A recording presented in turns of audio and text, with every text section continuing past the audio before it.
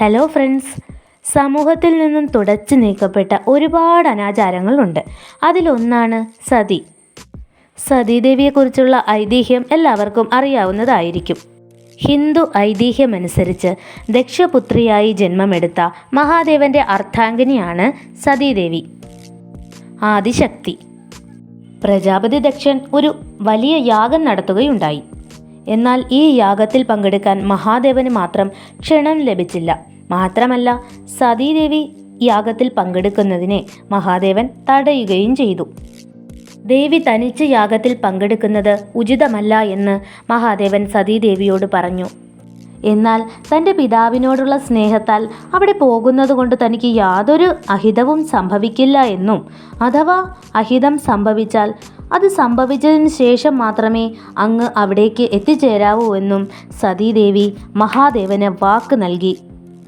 എന്നാൽ സതീദേവിയുടെ മുന്നിൽ വെച്ച് തന്നെ യാഗശാലയിൽ പ്രജാപതി ദക്ഷൻ മഹാദേവനെ വളരെ മോശമായി അപമാനിച്ച് സംസാരിച്ചു. ഇതിൽ ക്ഷുഭിതയായ സതീദേവി ആദിശക്തിയുടെ രൂപമെടുത്ത് ആ യാഗാഗ്നിയിൽ തന്നെ സ്വന്തം ശരീരം ആത്മാഹുതി ചെയ്തു.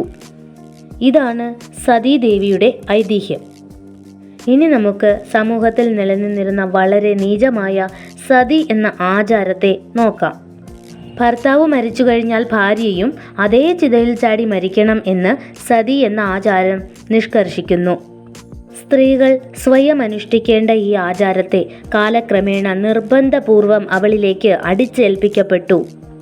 ശൈശവ വിവാഹം വരെ നടന്നിരുന്ന ആ സമയത്ത് 10 വയസ്സ് മുതലുള്ള പെൺകുട്ടികൾ നിർബന്ധപൂർവം ചിതയിലേക്ക് വലിച്ചെറിയപ്പെട്ടു.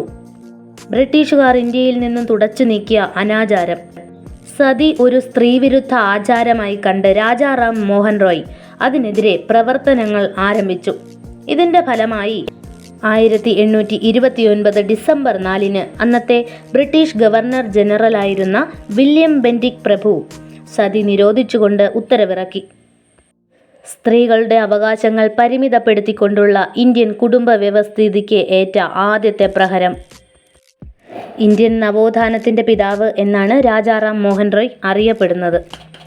സതി എന്ന ആചാരം അവസാനിച്ചിരിക്കാം, പക്ഷേ ഇത്രയും എഡ്യൂക്കേറ്റഡ് ആയ ഇന്നത്തെ സമൂഹത്തിൽ പോലും വിധവകളായ സ്ത്രീകൾ ഒരുപാട് ഒറ്റപ്പെടലുകൾ അനുഭവിക്കുന്നുണ്ട്.